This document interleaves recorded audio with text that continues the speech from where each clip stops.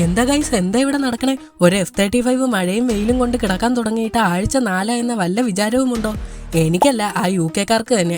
കഴിഞ്ഞ June 14-നാണ് UK royal നേവിയുടെ F-35B എന്ന fighter jet അടിയന്തിരമായി നമ്മുടെ തിരുവനന്തപുരം എയർപോർട്ടിൽ കൊണ്ടിറക്കിയത്. എന്നാൽ പിന്നീട് അത് അവിടുന്ന് പോയിട്ടേ ഇല്ല. ഒരു അബൻഡന്റ് വാഹനം പോലെയാണ് എയർപോർട്ടിന്റെ ഒരു ഭാഗത്ത് അതിങ്ങനെ കിടക്കുന്നത്. എന്തുകൊണ്ടാണ് അത് ഇത്രയും നാളായിട്ട് പോകാത്തത്? ദുരൂഹതയുടെ ചുരുളൊന്ന് അഴിച്ചാലോ? അറേബ്യൻ സീയിൽ നടക്കുന്ന UK ഇന്ത്യ നേവൽ എക്സസൈസിന്റെ ഭാഗമായി വളരെ സമാധാനത്തിൽ HMS പ്രിൻസ് ഓഫ് വെയിൽസ് എന്ന എയർക്രാഫ്റ്റ് കാരിയറിൽ നിന്നും പറന്നുയരുകയായിരുന്നു F-35B. പെട്ടെന്നായിരുന്നു അത് സംഭവിച്ചത്. കാലാവസ്ഥ മുഴുവൻ മാറി. തിരിച്ച് ലാൻഡ് ചെയ്യുക എന്നത് വളരെ പ്രയാസമേറിയ ഒരു കാര്യമായി മാറുകയായിരുന്നു. ഏറെ നേരം വിമാനം ഇറക്കാനായി ശ്രമിച്ചെങ്കിലും നടന്നില്ല. ലാസ്റ്റ് ഫ്യൂവല് കൂടി തീരാറായി എന്ന് മനസ്സിലാക്കിയപ്പോൾ നമ്മുടെ തിരുവനന്തപുരം എയർപോർട്ടിൽ കൊണ്ടുവന്ന് ഇറക്കുകയായിരുന്നു എന്നൊക്കെയാണ് പുറത്തു വന്ന റിപ്പോർട്ട്. ശരി, എന്നാൽ എന്തുകൊണ്ട് അത് പോകുന്നില്ല? ഇത്രയും നാളായില്ലേ? അത് പിന്നെ ഇറക്കി കഴിഞ്ഞപ്പോഴല്ലേ അതിന്റെ ഹൈഡ്രോളിക് സിസ്റ്റത്തിൽ ഫാൾട്ട് ഉള്ളതായി ശ്രദ്ധിച്ചത്. UK ടെക്നീഷ്യൻസിനെ ഒക്കെ കൊണ്ടുവന്ന് ശരിയാക്കാൻ നോക്കിയെങ്കിലും പ്രശ്നത്തിന് പരിഹാരമായി. റിപ്പയർ ചെയ്യാനായി ഇന്ത്യ ഒരു ഹങ്ങാർ സ്പേസ് ഓഫർ ചെയ്തെങ്കിലും തുടക്കത്തിൽ UK അതിനെ റിജക്റ്റ് ചെയ്യുകയായിരുന്നു. Yes, UK have trust issues. ഇനി നമ്മളാണ് ടെക്നോളജി അടിച്ചു മാറ്റിയാലോ എന്ന് കരുതി കാണും. ചൈന വല്ലതും ആകണമായിരുന്നു. ഇപ്പൊ F-35ന്റെ ഫസ്റ്റ് കോപ്പി അടിച്ചിറക്കിയേനെ.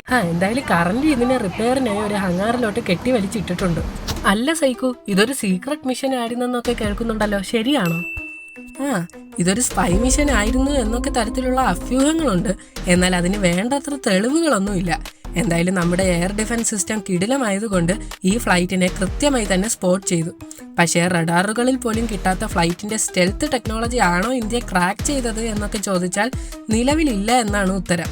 കാരണം ഒരു മിഷനിലല്ലാത്ത സമയങ്ങളിൽ ഫ്രണ്ട്ലി റഡാറുകൾക്ക് വിസിബിൾ ആകുന്ന തരത്തിലാകും F-35കൾ പറക്കുക. ശരി, ഇതിന്റെ പ്രത്യേകത എന്താ? F-35B ആണ് ലോകത്തിൽ ഇപ്പോൾ നിലവിലുള്ളതിൽ വെച്ച് ഏറ്റവും അഡ്വാൻസ് ആയ ഫൈറ്റർ ജെറ്റ്.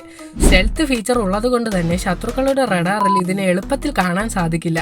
അതുപോലെ ചെറിയ റൺവേയിൽ നിന്നും പറന്നുയരാനും ഒരു ഹെലികോപ്റ്ററിനെ പോലെ വെർട്ടിക്കലി ലാൻഡ് ചെയ്യിക്കാനും സാധിക്കും. ഒപ്പം പൈലറ്റ് അണിയുന്ന ഹെൽമെറ്റിൽ 360 ഡിഗ്രി വ്യൂ ലഭിക്കും. ബാറ്റിൽ ഫീൽഡിലെയൊക്കെ ഡാറ്റ റിയൽ ടൈമായി റെക്കോർഡ് ചെയ്യാൻ സാധിക്കുന്ന അഡ്വാൻസ് ആയ സെൻസറുകളൊക്കെയാണ് ഇതിൽ യൂസ് ചെയ്തിട്ടുള്ളത്. പക്ഷെ എന്തൊക്കെ ഉണ്ടെന്ന് പറഞ്ഞിട്ടെന്താ?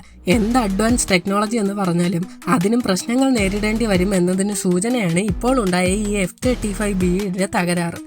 ഇത്രയും അഡ്വാൻസ് ഫീച്ചേഴ്സ് ഉള്ള ഒരു വിമാനം മറ്റൊരു രാജ്യത്തിൽ അടിയന്തിരമായി ഇറക്കേണ്ടി വന്നെങ്കിലും ധൃതി പിടിച്ച് അതിനെ തിരികെ കൊണ്ടുപോകാത്തത് ഇന്ത്യയെ മറ്റുള്ള രാജ്യങ്ങൾ എത്രത്തോളം വിശ്വസിക്കുന്നു എന്നതിന് തെളിവ് കൂടിയാണ്. അപ്പൊ ഗൈസ്, വീഡിയോ ഇഷ്ടമായെങ്കിൽ ലൈക്ക് ചെയ്യുക, സബ്സ്ക്രൈബ് ചെയ്യുക.